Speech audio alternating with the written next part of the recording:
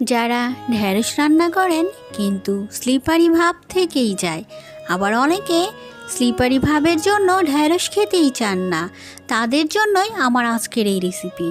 Slippery ভাব থাকবে না, ঝরঝরে ঢেঁড়স বা ভিন্ডি ভাজি তৈরি করব। চলুন মূল প্রসেসে চলে যাই। 250 গ্রাম ভিন্ডি নিয়েছি, এটা কাটার আগে অবশ্যই ধুয়ে নিতে হবে। আচ্ছা, ভিন্ডি বাছাই করবেন কিভাবে জেনে নিন। হাতে চাপ দিলেই ভেঙে যাবে বা কাটার সময় কচকচ করে কেটে যাবে। যদি একটু শক্ত মনে হয় সেটা ভালো না, বাদ দিয়ে দিতে হবে। এখন ভাজির মতো কেটে নিয়েছি, সাথে নিয়েছি দুটো বড় সাইজের আলু। আলুটাকেও ডুমো ডুমো করে কেটে নিয়েছি। মূল প্রসেসে চলে যায়। 3 টেবিল চামচ রেগুলার তেলের সাথে 3টা বড় সাইজের পেঁয়াজ কুচি করে নিয়েছি, সাথে 6টা কাঁচামরিচ দিয়ে দেবেন। খুব ভালো করে ভেজে নেবেন। পেঁয়াজটাকে একটু ভেজে ওই একই প্যানে কেটে রাখা ঢেঁড়স বা ভিন্ডিটাকে ভেজে নেবেন। এই ভেজে নেওয়ার কারণেই কিন্তু ঢেঁড়স বা ভিন্ডির স্লিপারি ভাব থাকবে না। আরও একটা উপকরণ আছে যা দিলে স্লিপারি ভাব একেবারেই থাকবে না। ভিন্ডিটাকে তুলে রেখে পেঁয়াজ আর আলুটাকে একসাথে ভেজে নেবেন। দিয়ে দেবেন পরিমাণ মতো নুন, হলুদের গুঁড়ো 1/2 চা চামচ, মরিচের গুঁড়ো 1/2 চা চামচ, আদা রসুন পেস্ট দিয়ে দেবেন 1/2 চা চামচ।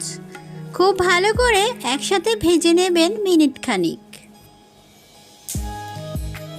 আলুটা ভেজে নেওয়ার পর সেদ্ধ হওয়ার জন্য প্রায় 1/3 কাপ পানি দিয়ে দেবেন।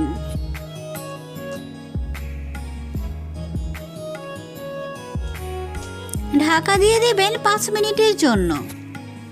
ফিরে এলাম 5 মিনিট পর। এরই মাঝে কিন্তু আলুটা অলমোস্ট সেদ্ধ হয়ে আসছে। দিয়ে দেব ভেজে রাখা সেই ভিন্ডিগুলো। আরেকটা উপকরণ যে বলেছি, যার কারণে ভিন্ডি ভাজিতে কোনো স্লিপারি ভাব থাকবে না, দিয়ে দেবেন 1 চা চামচ লেবুর রস। খুব ভালো করে মিশিয়ে নেবেন। 2 মিনিট রান্না করে ঢাকা দিয়ে দেবেন প্রায় 5 থেকে 6 মিনিটের জন্য। এরই মাঝে কিন্তু ভিন্ডি আর আলু সম্পূর্ণ গলে যাবে।